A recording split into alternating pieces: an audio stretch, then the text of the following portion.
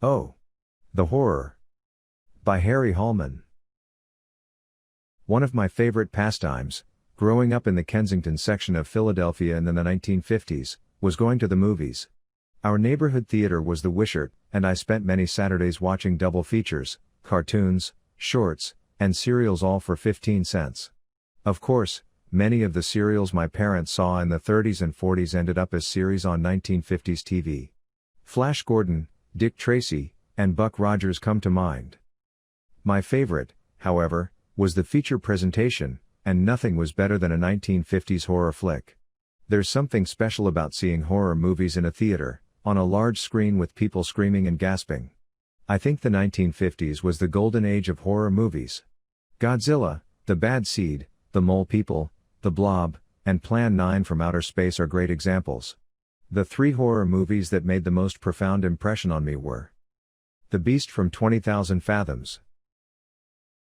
It was 1953, and a few of my friends and I were off to the Saturday matinee at the Wishart movie theater. Joe the Pretzelman was at his sometimes post across the street at the bank, and the number 60 trolley was transporting people to Kensington Avenue where they would shop. We found a penny and placed it on the tracks to see what happens when the trolley ran over it.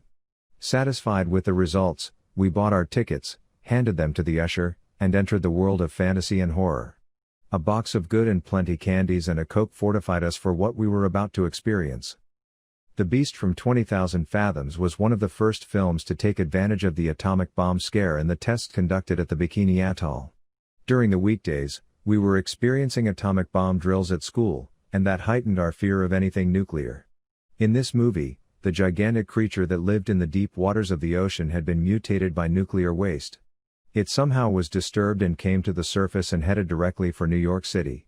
The army tried to kill it with tanks and cannons to no avail. Somehow a policeman thought he could do better. He pointed his revolver at the 50-foot monster and shot. The beast looked at him, and I thought I saw it smile, then it ate the policeman. At one point in the movie, the scientists find out that the blood from the monster is radioactive, and it begins to kill people. By today's standards, it's laughable, but to my 9-year-old mind, it was the scariest thing I had ever seen. Well, the second scariest after a flying roach. Halfway through the movie, I got a nosebleed, and that same night started a week of vivid nightmares where when I exit the theater, the beast was waiting to eat me. House of Wax 3D.